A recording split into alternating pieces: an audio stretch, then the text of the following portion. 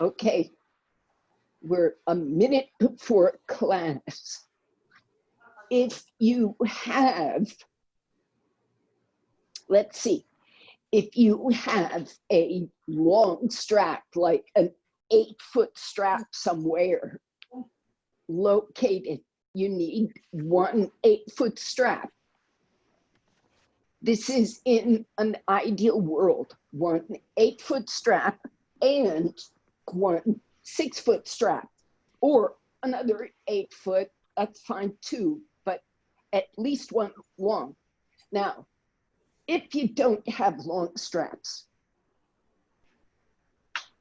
it is possible to make two straps, two short straps into a longer strap just by connecting one to another.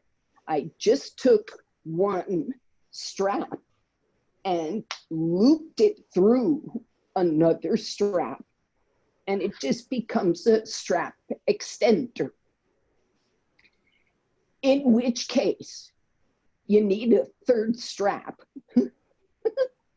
or you need a cloth or a rope or anything that can act like a short strap, not too long.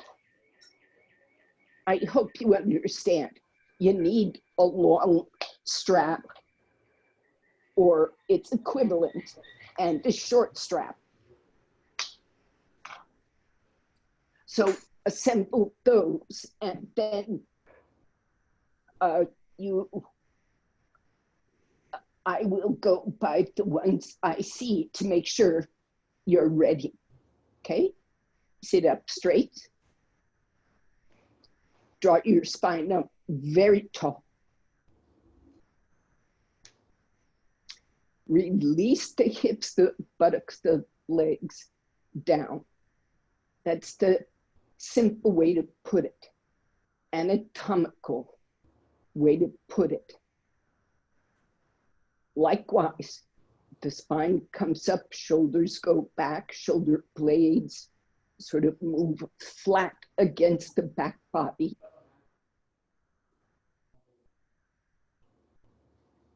And you take that back body down.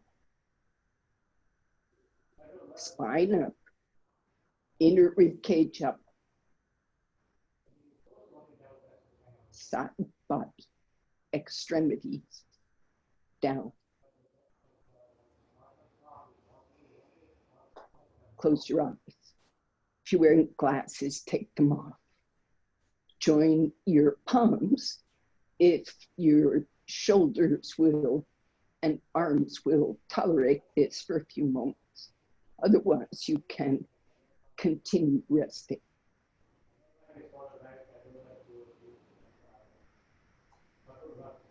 Soft eyes, ears, nose, tongue, skin.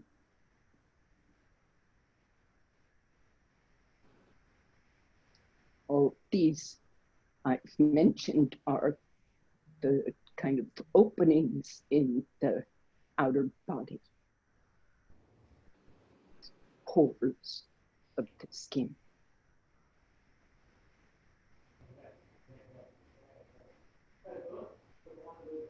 Release them in.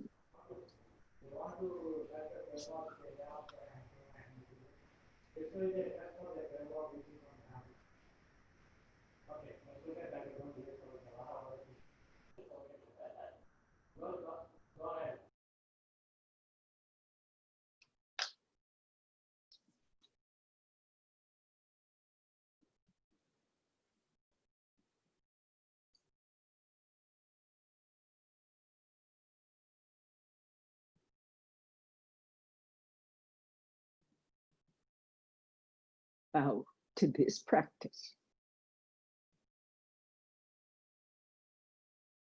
And release your hands down. Raise your head slowly and open your eyes. Now, stretch your legs straight forward. I hope it is true. All of you tell me yes or no. If this picture of me that I'm pointing at is the main picture for you. Is that true?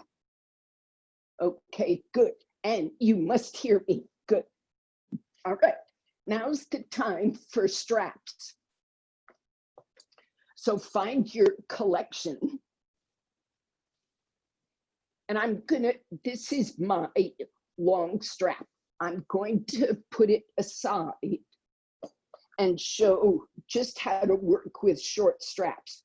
Here's a 6-foot strap, typical short strap. Here's the same thing, but I shortened it a little bit. All I'm gonna do is fold it in half. See that? I'm just folding it in half through the other strap. So now I can loop my foot in that extender, and I have a super long strap. Okay. So now I'm gonna measure this super long strap. Sorry. I'm gonna take it so it goes about to my top hip.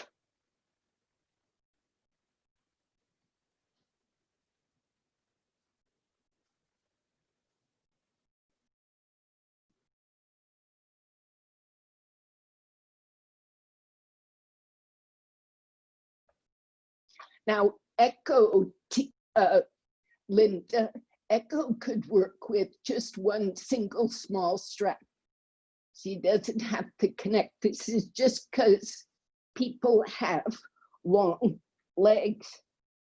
Let me tell you, I'm not that tall, 5'3", 5'6", and I'm flexible. And one 6-foot strap just barely makes it for me. So somebody who's a little smaller than me might work with a 6-foot strap. Anyway, you've got this looped setup. Okay, watch, and then you can do. I'm gonna go right up against a wall with my feet, knees bent, and then I stretch my legs. Okay, that's the basic idea. I'm firm against the wall. Now I have this looped belt. I put it around both feet, and I start over again, dragging the shoulder blades and buttocks. Now, I've measured this strap, yes? So keep your left foot in the strap and bring your right leg only through. And then you tighten this strap so that it brings when you hold. I didn't give myself a second strap like I told you to. So you can take your leg to vertical, and this second strap will become a traction device to keep your pelvis square.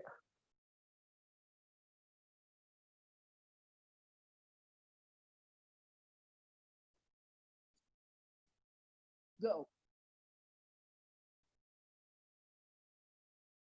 So put both feet through that strap as you push your legs out to the wall.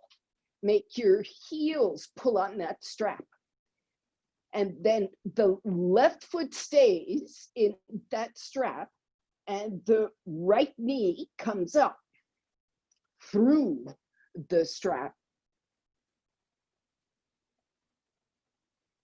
And I'm very sorry, I can't help you if you get yourself tangled up in these instructions. I know, and or the straps, I'm sorry, but I think you can. Again, both feet start through the straps. You stretch yourself straight, then keep the left heel foot in the strap as you bend the right knee up inside that strap. Left foot stays down, holding that strap straight as the right knee and leg eventually come up to vertical. Now, your extra strap holds that foot so the leg can relax. I'm emphasizing vertical, not beyond. So be sensitive now that you've done all this. Once again, outer body stuff, arms, legs, straps, wall, floor, it's all external. Now stretching the legs, you go in just a little bit, you get sensitive to the muscles now, pulling, pushing that leg straight, stretch the knee, wake up the foot. Now, if the pull is too strong, you need to loosen your strap. Some of you, if you feel your circulation is being cut off, you must loosen it some. The idea is to pull on the bone to level the hips.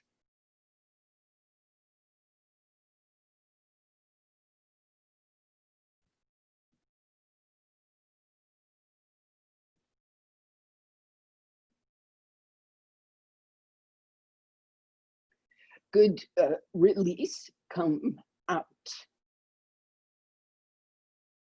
Now roll to your side and watch again. So I will say, I will address, because I'm not sure everybody has this. If you cannot, the idea here, sorry, I'm setting it up for myself again. Sorry.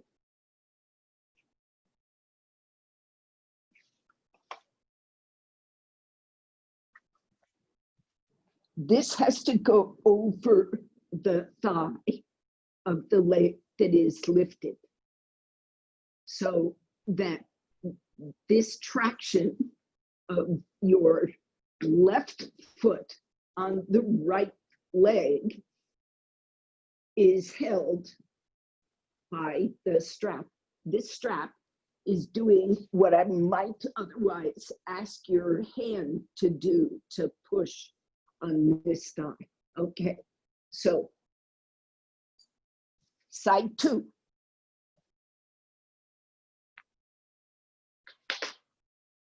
If that strap is that whatever you've collected for yourself isn't long enough, then don't use anything around that bottom leg. We're taking side two now, so it's your right foot in the strap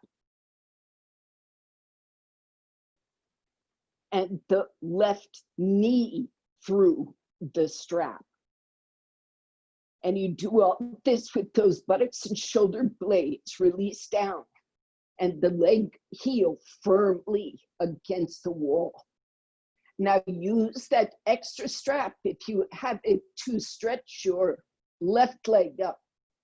And if you don't have an extra strap, I see Uma. Catch Uma, your shin, and still stretch the leg. Catch the thigh with your, yes. Now press the leg against and use that strap traction. Don't pull the chest, keep the chest open and open the square of this trunk, hip to hip, shoulder to shoulder.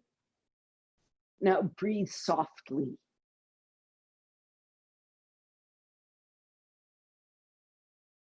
But this entire practice is about connectivity. It's not about your muscles, or at least it starts with the muscles, but it ends with connectivity. So go in. Now release, come out. Bend the knee, let go. Watch this next part. So now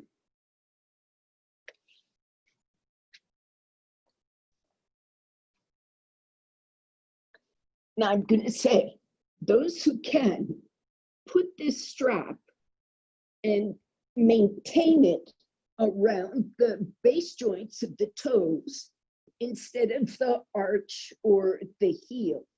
Keep it up around the base joints. Do you see? Yes. So when it goes to the wall, it stays at your base joints. So you may have to fuss with it a bit. Okay, so you see it slips. That's why I'm trying not to worry about it too much.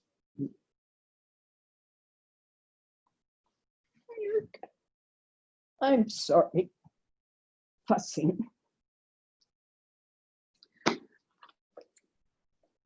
Now the leg is going to the side. Okay, so you've made it square. And look, it keeps slipping because I just keep adjusting. So what's to be done?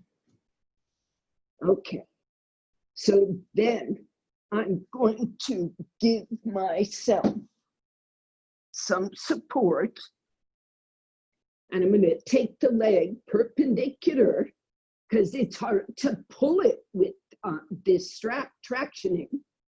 It's going to go straight out to the side. And I brace with the elbow, and the outer thigh braces against this brick. So I have a resting place. And I go back to that connectivity practice. Go take the leg to the side. Try to keep that strap around the base joint of the left foot.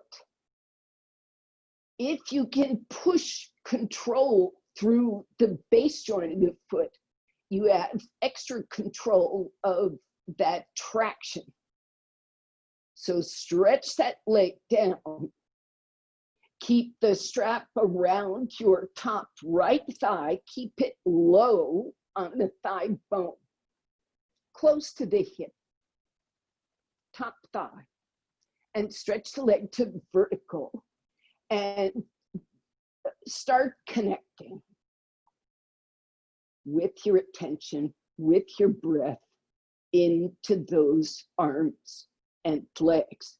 Now, set your brick or bolster as you may need to outside that right hip, and exhaling, strap in the right hand, left arm out to the left. Take your right leg down, opening across that rectangle of the trunk. Left ribs and pelvis to the left. The awareness here, the consciousness, Prashant says, this is a direct quote from Prashant.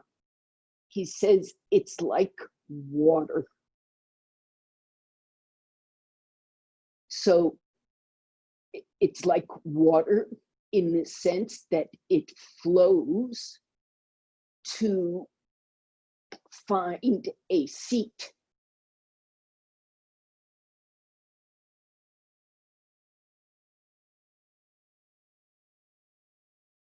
Right? Wherever you put water, it will flow to the bottom place, the seat place. Also, water adapts its shape. to any form you give it. It fills that form from its seat up.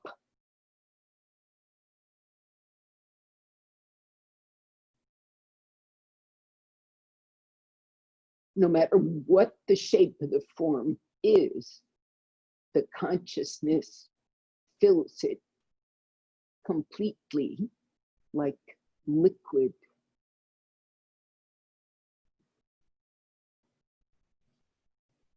Inhaling, bring that leg up, loosen that strap, take the leg down, 2 legs parallel at the wall, no strap pressure on either leg.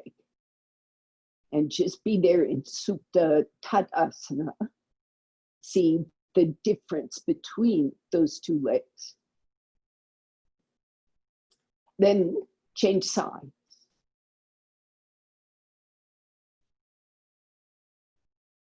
Strap around the right foot and the left top thigh.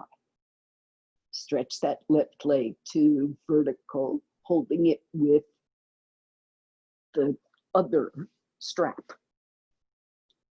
Now I'm giving you time here because it's yoga. And the first part of your effort is the arrangement of the outer body and all those props, which are just extensions of the outer body. So you get your strap organized, you get the brick that's near, or blanket, whatever, near the hip. You stretch your legs, open those shoulders to the floor, move that hamstring, calf, spread your foot. And after you get all that extension, you see what you can connect. Breathing, consciousness. Then, left hand in the strap, right arm off to the side, legs straight, consciousness spreading, seated and spreading to fill this new shape. So, Linda, the view is good. Whatever Echo is doing is good. If you need to speak to me, I'll unmute you. Okay, you're good.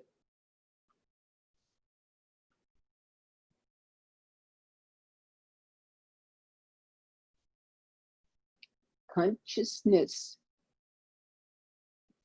is liquid. I just love that image. I can feel that image, especially lying on the back. The consciousness flows. It's got some gravity to it, and it flows to ground. Now, bring the leg back up to vertical, inhaling, and release it back down to the floor at the wall. No strap pressure.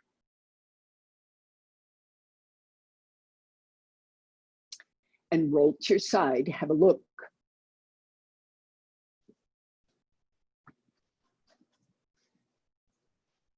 So, guess what? You're still using this.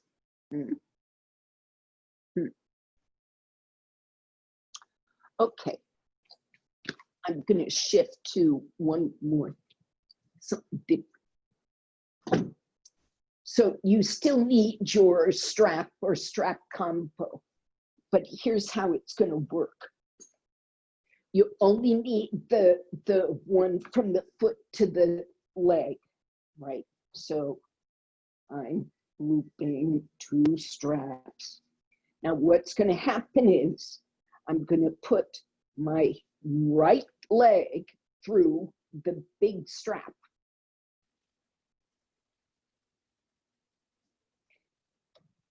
I'm leaning on a wall, and I put my left foot through the left leg strap, and I stretch it straight. So maybe you see the analogy.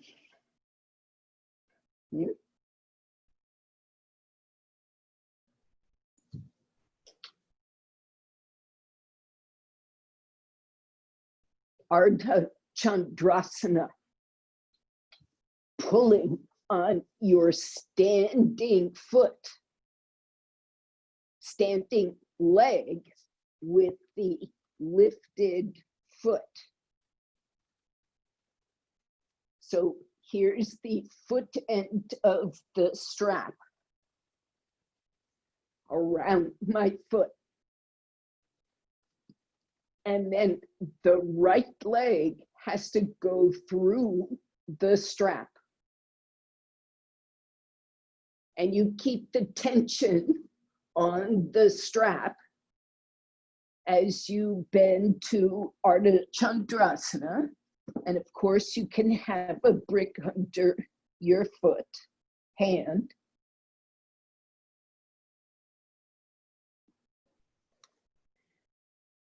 And of course, you can come out and reset and go back up if that strap is a little loose or tight. That's why that buckle, sorry, going through the straps again. That's why this buckle stays close to your hand so you can tighten it or loosen it. Don't put it too far from you.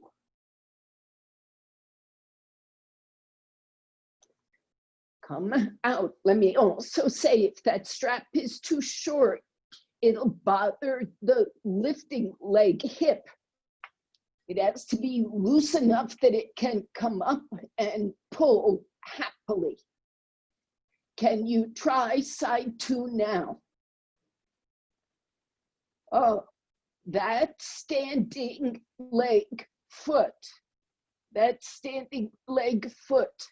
has to point parallel to the wall that you are standing at. Don't let that foot turn out. Again, if the strap is to put a brick underneath your left hand, a brick underneath that hand, so it too has a ground. Now, if you will not use that strap because it's just complicated and you can't figure it out today, please don't worry, don't think awful thoughts. Just make the top thigh of that standing leg move back as if it were under traction. Now, connectivity, right? This is a pose that's demanding more of your arms and legs and your coordination and a little bit your balance. Where does that consciousness go? Can you get it back to liquid? Can you let it find a seat? Come out.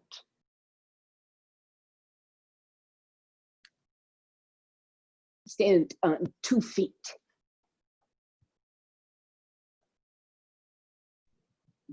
Just standing. You can rest against a wall, but I will say, if you are tired, if this is difficult for you, better to just stand with the feet apart and rest the hands on something than it is to rest all of you. This can actually be a little uncomfortable because it preoccupies the mind. This is wide feet, hands touching, like, what they do in Pune is they put you against the trestler. So your elbows or your hands just rest with the feet apart. Anyway, so countertop. All right, so did you get the difference lying on the floor? It's kind of easy to get that idea of flowing and quiet and stable consciousness. But when you get complicated, like you're climbing into a balance pose, or you're still resting against the wall, but there's a whole lot more effort here. Where is that flow and stability of consciousness? Please repeat the pose. Now, you can go back to using the strap if it was helpful to you. If you learned your lesson and you wish to apply it, go up into the pose against the wall, or free balancing if you want to take the more complete pose, and see what you get. Take that thigh, standing leg, thigh back. You can even, how you did in your preparation for Supta Paramkustasana, you could bend both knees and tuck your buttocks, and then stretch both legs, first the bottom one, then the top one. You can experiment with how this pose arranges the outer body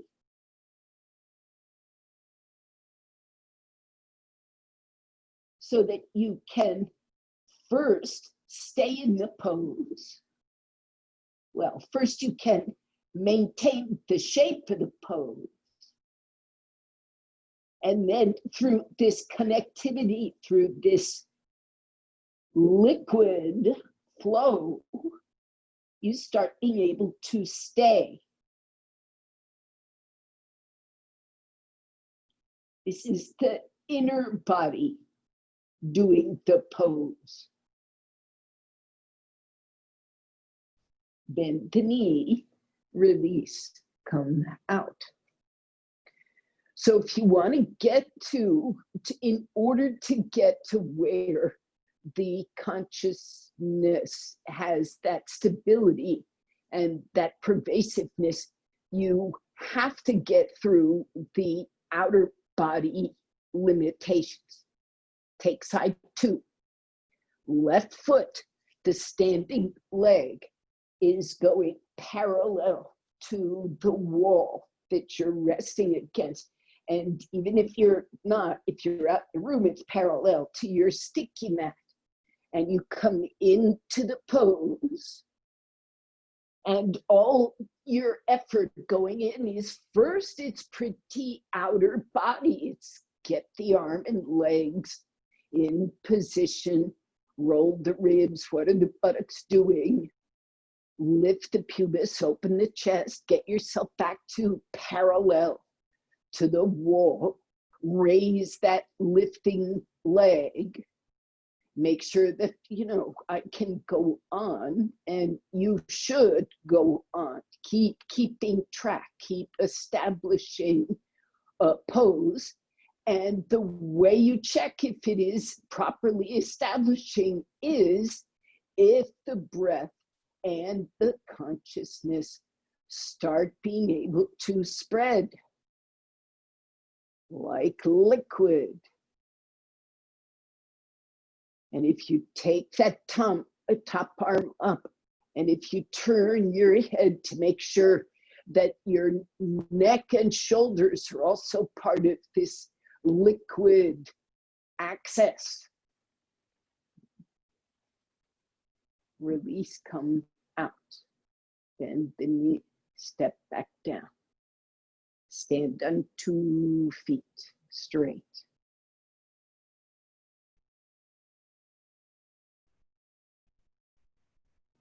Okay. So then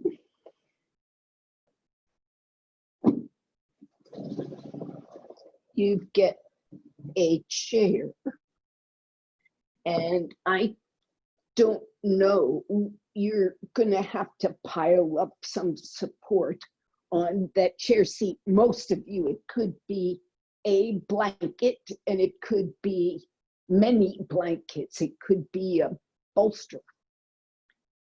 You might have to go to your kitchen and use that higher level kitchen counter to actually get the whole pose. So this pose is Ardha, that's half, Prasarda Padottanasana. In Prasarda Padottanasana, the legs come wide apart, right? So that's the view from the front. Here's the side view. Now, as high as my hips are from the floor,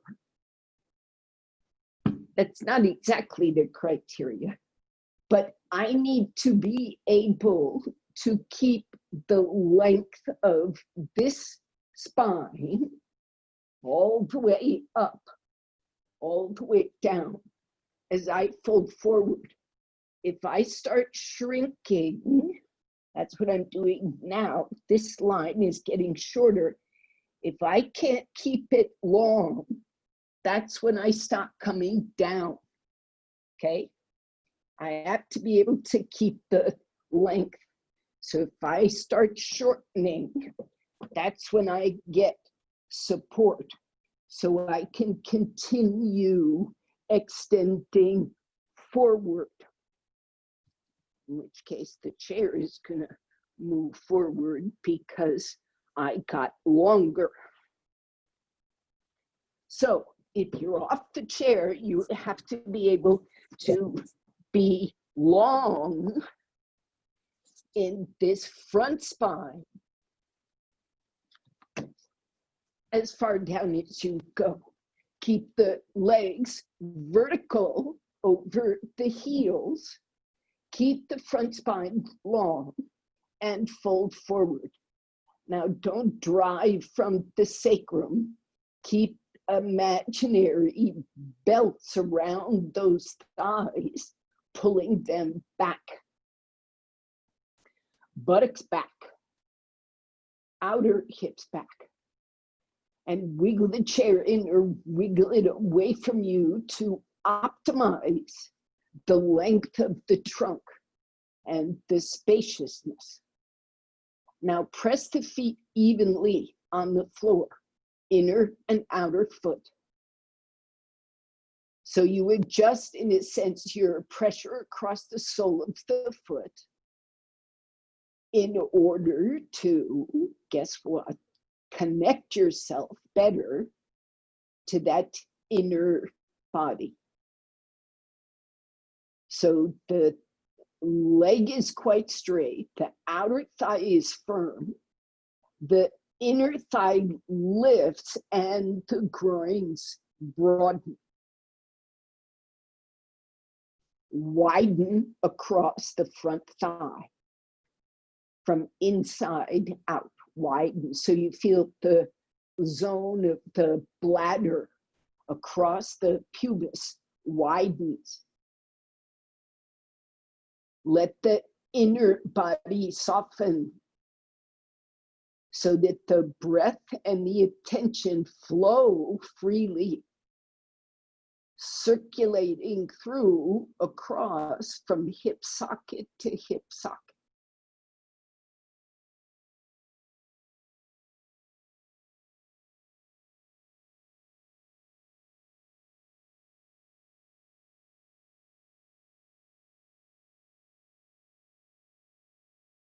Now, release carefully, take support of the hands, make your legs firm all the way to the hips.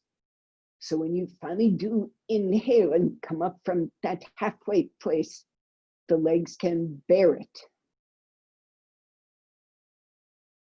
Outer hips firm.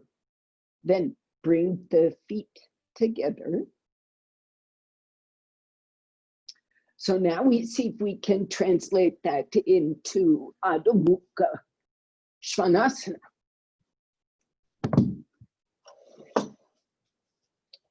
So you start in Adho Mukha Virasana, knees apart. This is knees apart, toes together. Sitting either on a blanket between the buttocks and the heels, so the heels themselves protect your knees. Now you have to think of this length of the trunk as you come forward. So I go about halfway, and instead of hunching the shoulders, I draw them away from the spine, away from, the skull. It's also the spine. I mean, you're going away from the skull and stretching out to the hand. See what this arm does. Goes away from the skull and out toward the hand. That's the kind of internal release of it.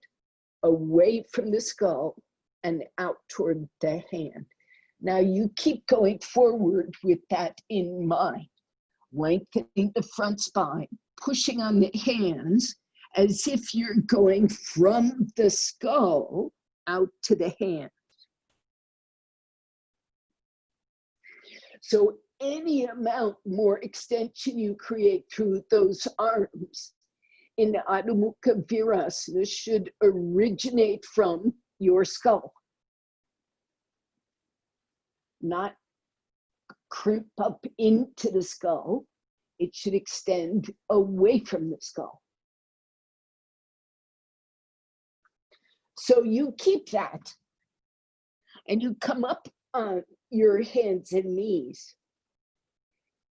And once again, release away from the skull. Check your hands. You don't want one turning in or out.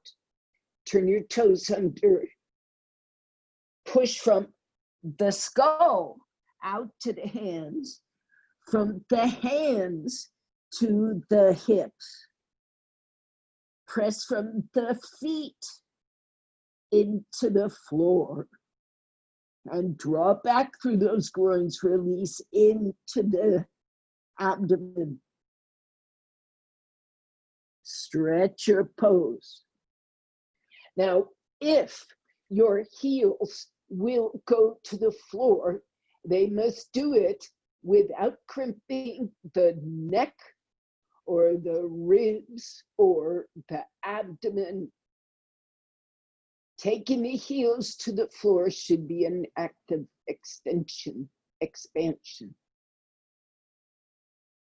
Now, if you're overworking, the consciousness has no stability.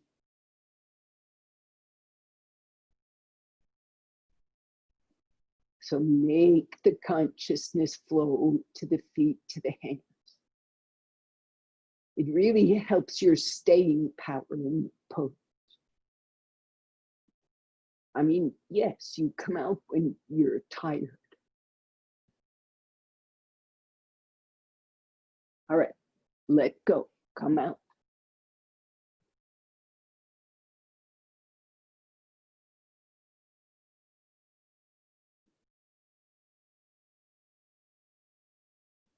So,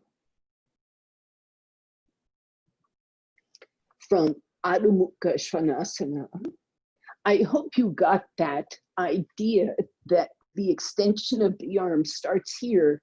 It doesn't start at even the inner shoulder blade. It starts at the skull. It's connected. Okay. I hope that made some sense, because we're going to do either Shirshasana or preparation for Shirshasana. Devon, how do you prevent going it in your shoulders for the Adho Mukha Svanasana? How do you prevent it from, you're saying right here, this trapezius gets very tight, yeah. Yes. Well, that's what I was hoping that instruction would help with, but let's try it a different way.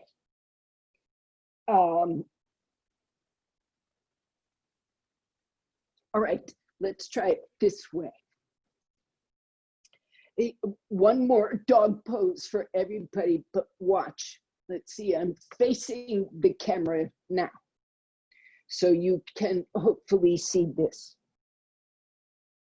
This is me doing it wrong right now. I'm about to do it wrong. So watch my shoulders closely.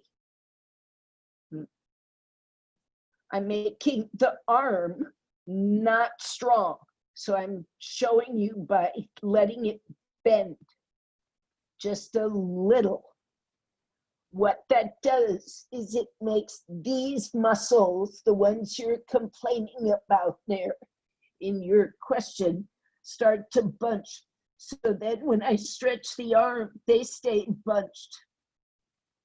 So what I want to do is unbunch them.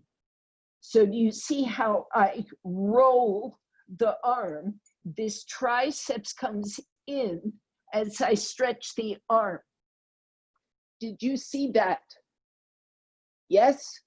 Yes, I did, yes. Okay, so that triceps has to roll in as part of that original extension. And it has to stay. This is me undoing it. This is me reestablishing it. So the triceps is rolling out, right? Like triceps, this is your triceps. My hand is on the triceps. It's rolling in. It's rolling toward me. Now, in medical terms, my arm is externally rotating. But in terms of what you perceive, that triceps, the back arm, is rolling in. And that helps the biceps and this deltoid to roll out. One more dog pose. Now, you're emphasizing that external rotation at the shoulder. Release the neck. Raise the heels as high as you need to. Now, in spite of all this external rotation, make sure that inner wrist and inner palm are pushing into the floor. That is going to give you some connection to that triceps. Now, Pratima, make sure your right hip is moved back far enough. You have more weight on one arm than the other. So balance the weight in the feet and arms. This is key. Is this not true, Pratima? One arm carries more weight than the other. That's can just... That's true. I'm right-handed, so I have more power in right hand. Many people are like that. So it is, if you have an arm length difference, that looks better just there. But when you get tired asymmetrically. So you be observant, roll those triceps, hold the arm firm.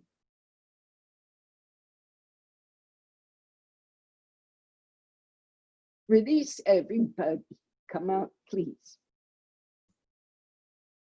So this also, Pratima, and everybody might help. Either Shirshasana or, in your case, Pratima, preparation for Shirshasana. This is the preparation that's going to help this connectivity, this open space here in the shoulders. This is not headstand shape, but it's preparation. This is how you will be. Elbows, if you see this, shoulder width. And then a brick on the floor. And that brick is between my palms, not fingers, but palms. So the brick on the floor is being held by my palms, which are also on the floor, face up, fingernails down. Okay, now from the side,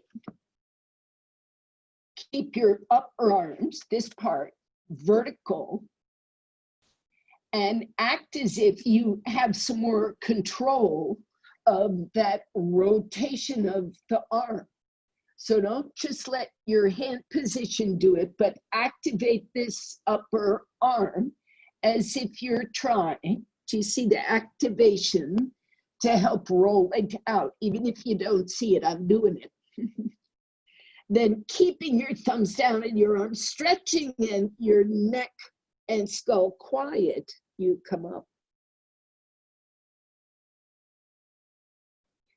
And you get as upside down as you can. And then you take a break, and then you go up again. And if you've got this mobility and stability, you keep the weight equal on the arms and raise one leg at a time. Now, those doing headstand, you do headstand. Don't turn the palms out. Those who are doing preparation, palms out, upper up. Yes, you are allowed to use a strap for sure, especially if there's a blanket or something soft under your elbows. Now, if you're going to do headstand pratima, really extend the sides of the neck through those forearms, through those inner shoulder blades. That side of the neck has to, let's say, it has to feel airy, not like liquid. No hydraulic pressure there. You want to feel ventilation across the collarbones, across the base of the skull, and the sides of the neck. Those armpits should be open in your Shirshasana. Now, those doing the preparation drill, no problem. Just take breaks and repeat. Now, I see you, Yoki, with your knuckles away from the wall. If those heels are on the wall, the knuckles should be on the wall. If you're doing that, it's just my camera angle and I can't see. So excuse me if I'm attempting a correction that doesn't need making. Pratima, it looks to me like one elbow is ahead of another, but again, camera angle can be an issue. Be careful of your balance. Uma, you look good from this angle. Nobody should overdo, okay? Good. Stretch your feet. Linda, good. Vicky, good. Everybody, please come out. Keep that sense of stable consciousness, right? That water should stay stable. And rest your head. Those who've been actually doing Shirshasana should rest the skull, rest the arms.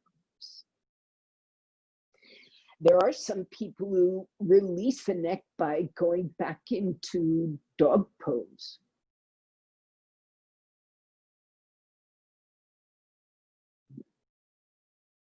I see nobody likes that one.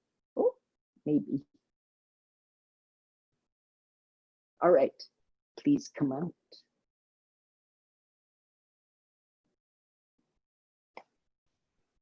Okay, now,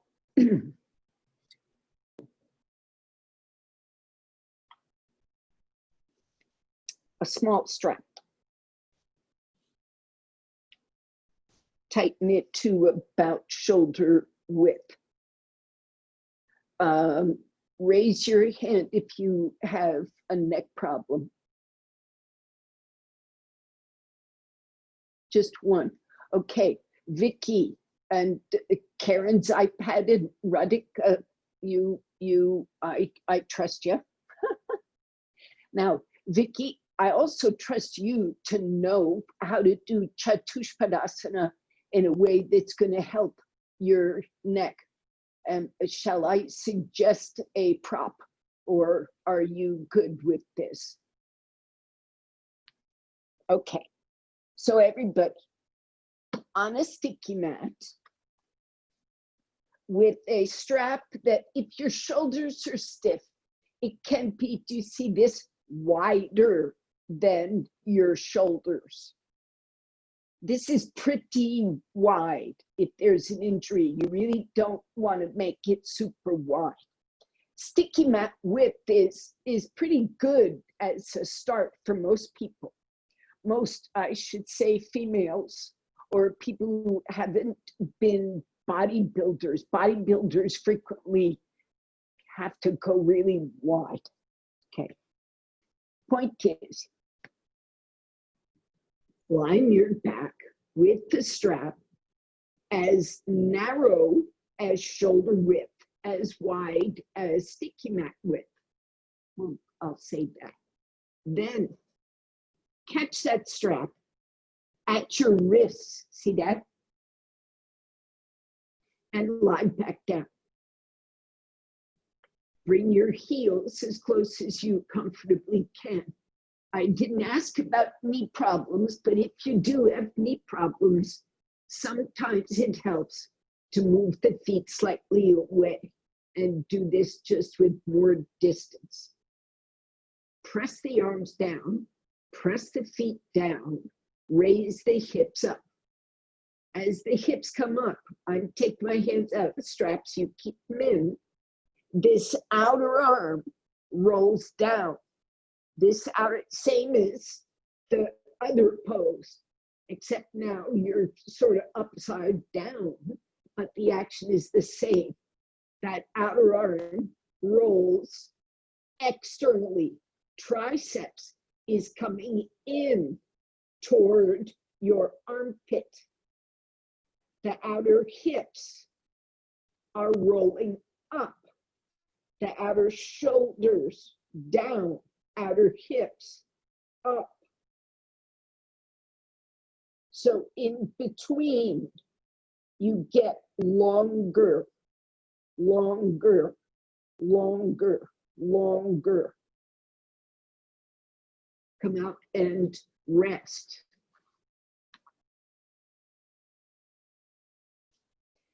Tighten the belt if everything went well, a few inches. So your hands, instead of being shoulder width or whatever width they were, move them so the hands are maybe an inch or two closer. Not a lot. Now stretch the arms, roll the shoulders, press the feet, and raise the hips. Same strategy, Chatushpadasana. Now, the hips come up part way, and you're just sort of paused there, not in an extreme pose, but definitely on the feet, on the shoulders. So observe what's going on in the arms, chest, neck, shoulders, and work on this sense of connectivity of the breath and the brain into this arm and leg action. So stretch from the brain, that's the back of the skull, brain, down the back of the neck, back of the arm, shoulder, all the way towards your feet. Let your chest roll through the push of the legs. Let your chest roll toward your chin. Stretch that back body toward your feet. Keep rolling the arms toward each other, using the triceps to help you lift your chest. Now you get to whatever new position you've gotten yourself to, and find out about the flow of consciousness. Have you developed a bottleneck? Lower the hips, take a moment to rest, and if you can, tighten the straps or interlock the fingers, which is like using a strap. Now, Chaya, if your back bothers you or you don't stay up long, you might use a brick under the hips, but still keep working with the strap.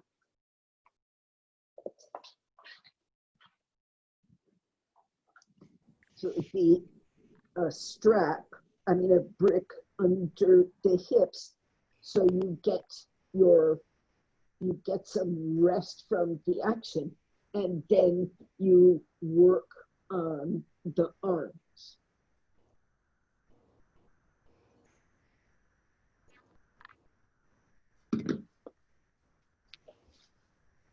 Okay. Yeah, I have a pain here.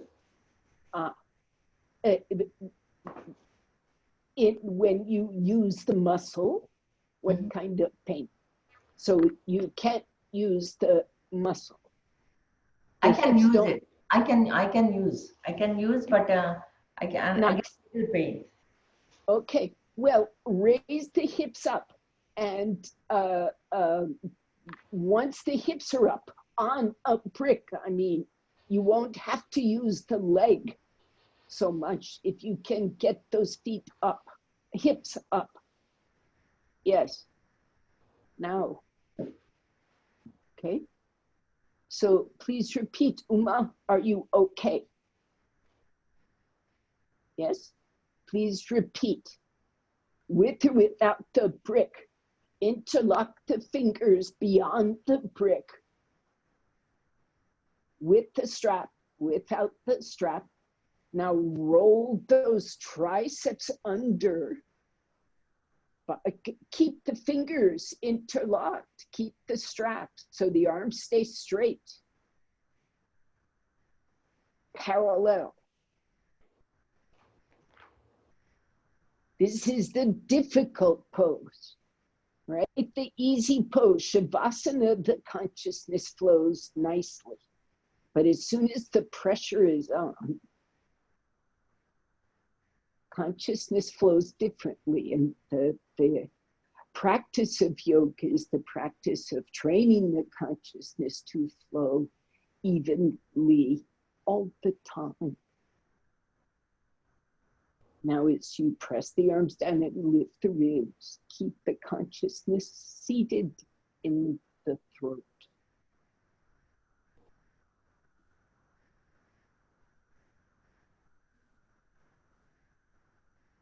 Now, raise the hips, remove the brick, keep the hips up for a bit on your own power, unless you're Chaya and you have a reason to be at rest. Now you slowly lower the spine and the hips to the floor. Strap off.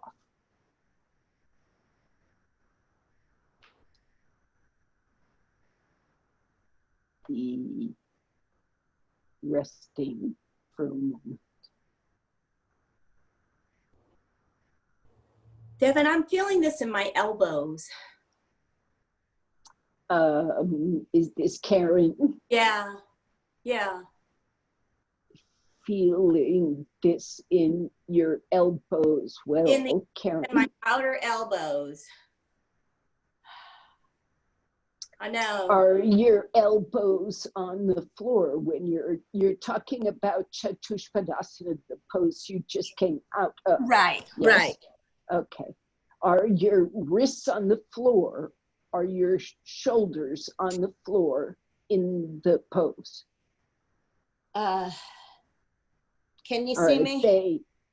Yeah, but I can't see the floor. The thing down so that you can see me once I'm on the floor. But let's see. Well, you can feel if your wrists are on the floor. I definitely can't see. Oh, I can't see the floor. Okay. I don't know how, I can't move this. Yeah, iPads are problematic this way. Yeah, that's why I So- don't put it on, because it's too frustrating. Right. Okay. Oh, you got it there.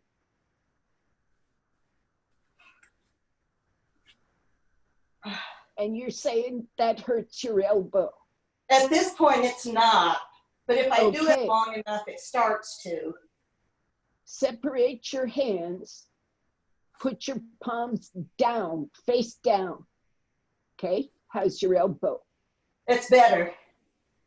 Work That's that better. way. It's harder, Okay. but work that way. Now you have to take the outer deltoid down more. That's what's harder. Keeping the shoulder, right? When you interlock the fingers, it's easier. You get more room to roll that biceps. But now you have to keep it and turn your palm down. Ah, I see it. It undid itself. It And did. you see how the wrist is lifted. Vicky, you saw that? Were you watching? Vicky, did you see Karen? Yeah, the wrist lifted the wrist lifts because the shoulder, if you can see this, you were like this. And this is what you said in time, butts the shoulder. So I had you separate the hands and turn your palms down.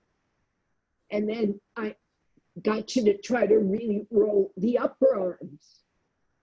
And then that went fairly well. But when you set it up again, you were like this.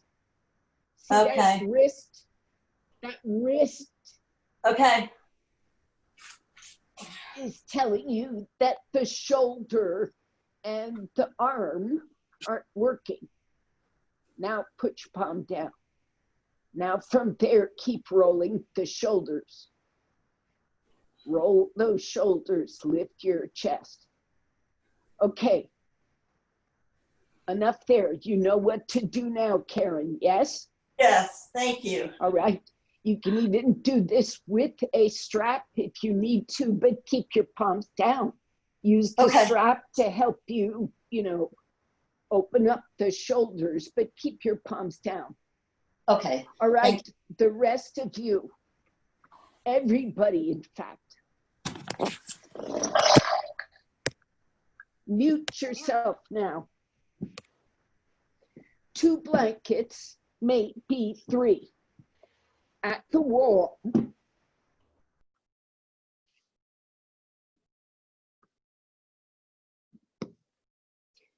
Now, those with a bolster, if you see this, I'm going to pull these out so you have a sense of what I'm doing here.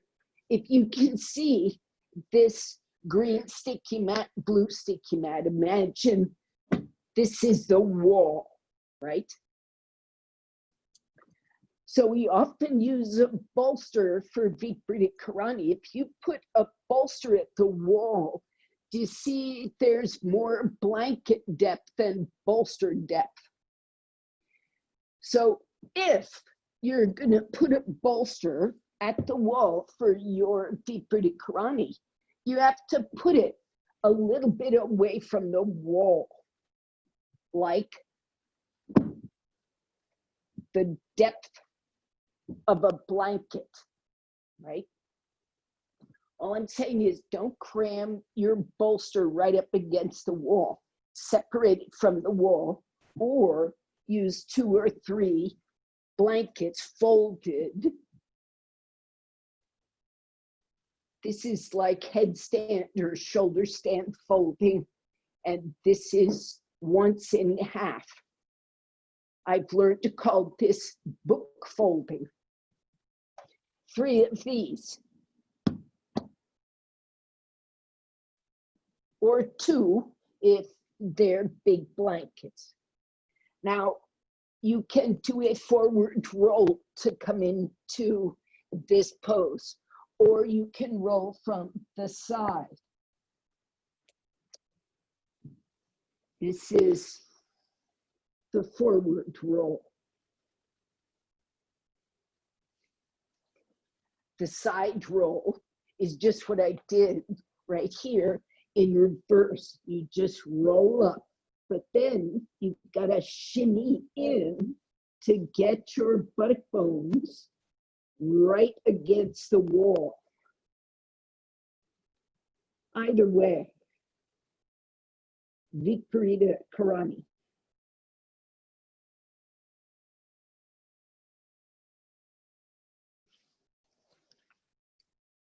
Take that pose.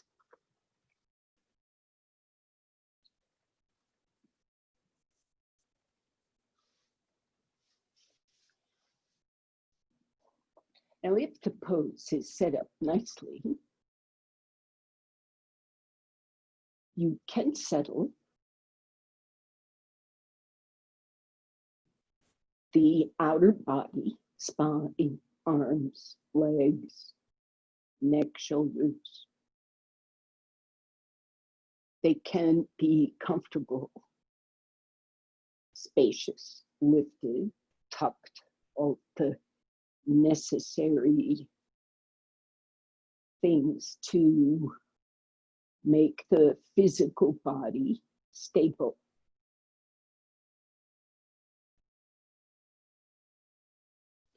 So there's establishing the pose, pretty much an outer body enterprise. Then there's figuring out how to stay in the pose, being comfortable, how much action to sustain, what to let go of, what to try again.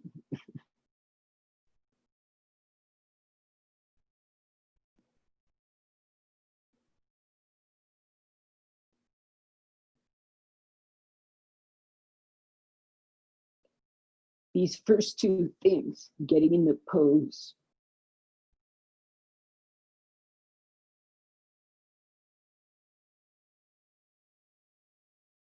staying or maintaining the pose is, I think, Prashant's word. There's techniques here. There's breathing techniques, efficient use of strength, and a very steady attention.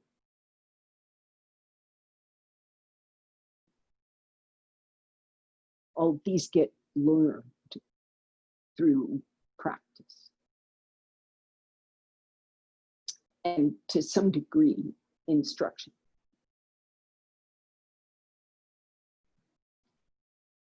But learning how to stay, which is different from maintenance. I think of, Prashant didn't say this, but I think of that word maintenance, the second phase, as kind of the janitorial cleanup operation. You're the maintenance person. You're in charge of the physical plant.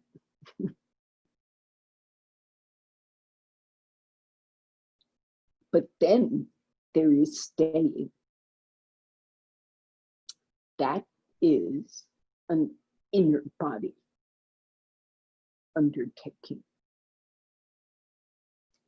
It's really not an undertaking, it's an inner body response.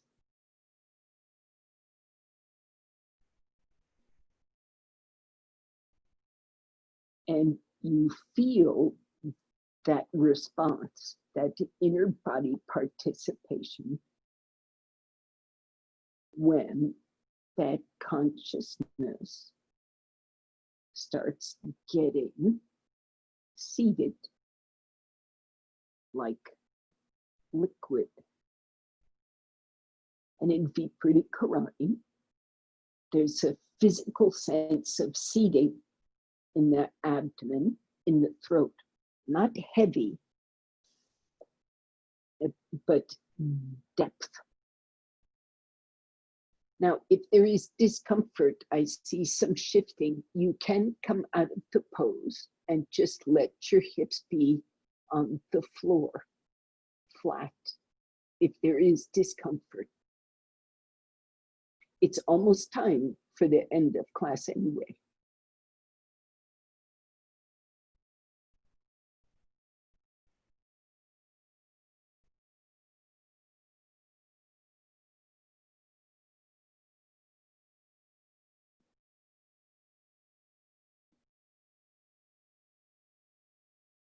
Now,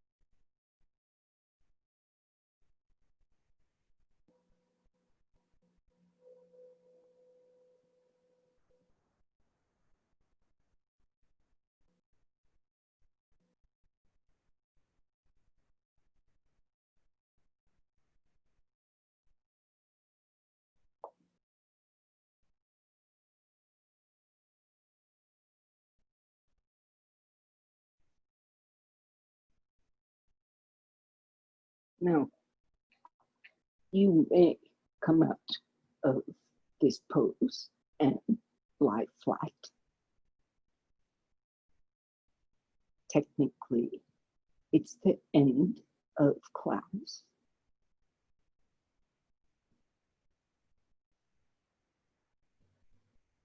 You're at home, so your Shavasana is yours to determine.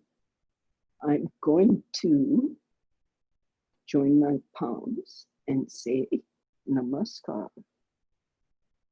You don't have to respond.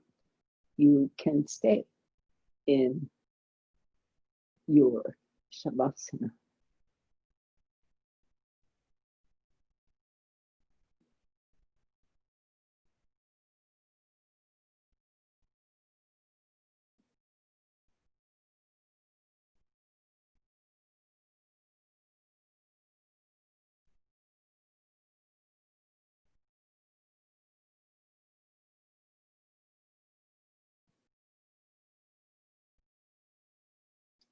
Now, I'm going to sign out